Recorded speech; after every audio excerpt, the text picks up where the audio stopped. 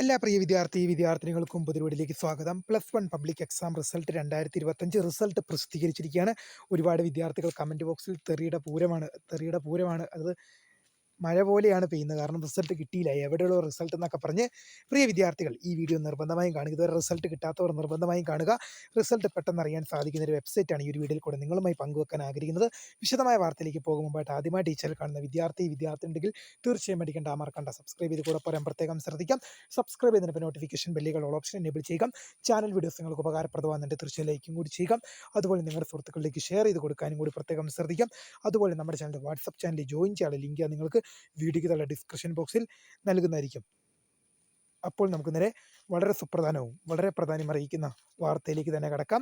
+1 public exam result 2025 result പ്രസിദ്ധീകരിച്ചിരിക്കുകയാണ്. എന്തുകൊണ്ടാണ് ഇതുവരെയും result കിട്ടാത്തതെന്ന് ചോദിക്കുന്ന വിദ്യാർത്ഥികൾ പറയുന്നത്, +1 റിസൾട്ട് എന്ന് പറഞ്ഞ പോലെ +1 റിസൾട്ട് എന്ന് പറയുന്നത് SLC +2 റിസൾട്ട് പോലെ 5 or 6 വെബ്സൈറ്റുകളിലും പിന്നെ സബലം 2025 ആപ്പിലും ഒക്കെയാണ് SLC പരീക്ഷാഫലം വരും. അത് പരിശോധിക്കാൻ നിരവധി വെബ്സൈറ്റുകളും ഉണ്ട്, ആപ്പും ഉണ്ട്. അപ്പം എന്ത് സംഭവിക്കും? ഒരു വെബ്സൈറ്റിൽ തന്നെ എന്ത് ചെയ്യില്ല, വിദ്യാർത്ഥികൾ കയറില്ല. വിദ്യാർത്ഥികൾ എന്ത് ചെയ്യും? പല പല വെബ്സൈറ്റിൽ കയറും, അന്നേരം പെട്ടെന്ന് കിട്ടും. പക്ഷെ +1 റിസൾട്ട് എന്തല്ല, അങ്ങനെ പ്രസിദ്ധീകരിക്കില്ല.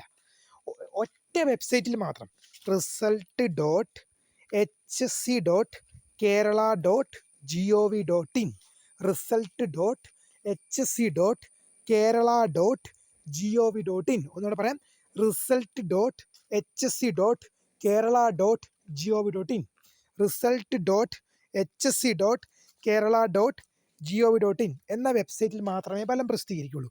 4 ലക്ഷത്തിന് മേലെ വിദ്യാർത്ഥികളാണ് ഈ വെബ്സൈറ്റിൽ ഈ ഫലം കാത്തിരിക്കുന്നത്.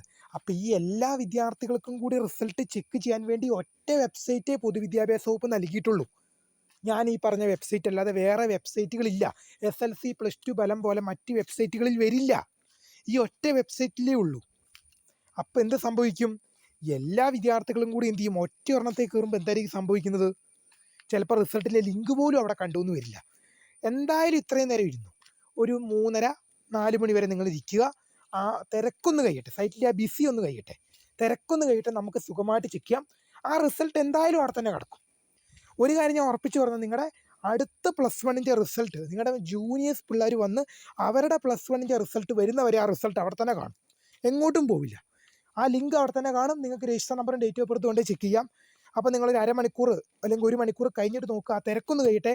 എന്തായാലും റിസൾട്ട് പ്രസിദ്ധീകരിച്ചിട്ടുണ്ട്. വീഡിയോ ഇഷ്ടപ്പെട്ട ലൈക്ക് ചെയ്യുക, ഷെയർ ചെയ്യുക, സബ്സ്ക്രൈബ് ചെയ്യപ്പോൾ my name is Krita, founder of scribe for the career. Thanks for watching. By.